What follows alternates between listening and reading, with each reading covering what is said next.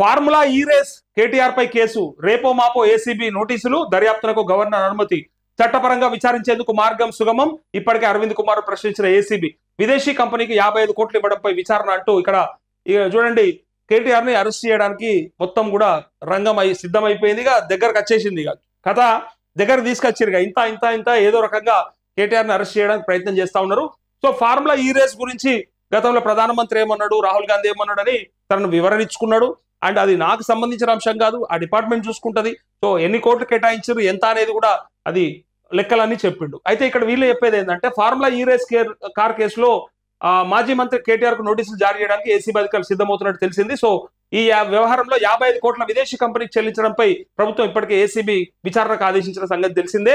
అని 55 కోట్ల రూపాయలు ఎట్లా చెల్లించారు, మీరు అలా కమిషన్లు తీసుకురా అని చెబుతూ ఇక్కడ కేటీఆర్ పై ఎఫ్ఐఆర్ నమోదుకు గవర్నర్ అనుమతి తప్పనిసరి కావడంతో ఏసీబీ రాష్ట్ర ప్రభుత్వానికి లేఖ రాసింది. ఈ లేఖను ప్రభుత్వం గత నెలలో గవర్నర్ పంపింది. ఇప్పుడు రాష్ట్ర ప్రభుత్వం ఆపుతుందా?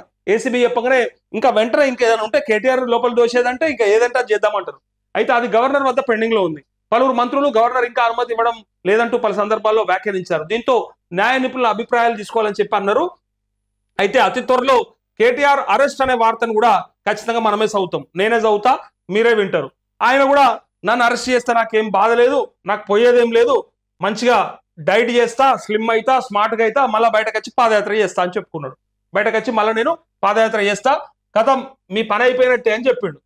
నాకేమి పోయేదేం లేదు, రైతుల కోసానికి పోతున్నా కాబట్టి నాకేం భయం కూడా లేదు, బాధ అంతకంటే లేదు అని చెప్పి కేటీఆర్ అన్నాడు.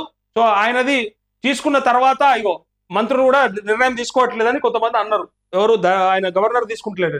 అయితే తీసుకున్న తర్వాత ఏసీబీ దర్యాప్తు కేటీఆర్ పై కేసు నమోదుకు గవర్నర్ అనుమతించినట్లు తెలుస్తోంది. తీసుకున్నారట, గవర్నర్ కూడా అనుమతి తెలిపిరట. సో ఏసీబీ అధికారులు ఎఫ్ఐఆర్ నమోదు చేసి ఏసీబీ కోర్టుకు పంపించే కసరత్తు ప్రారంభించారు. ఆ తర్వాత కేటీఆర్ కు నోటీసులు జారీ కానున్నాయి అంటూ ఈ 4 ఏళ్ల ఒప్పందం ఏదైతే ఉందో దానికి సంబంధించినటువంటి ఈ వార్త. సో ఫార్ములా ఈ రేస్ లో ఖచ్చితంగా కేటీఆర్ అరెస్ట్ అవబోతాడు అనేది దాంట్లోనే అవుతాడు అనేది క్లారిటీ ఉంది. ఎట్టి పరిస్థితులలో ఆయన అరెస్ట్ చేద్దామని డిసైడ్ అయ్యారు.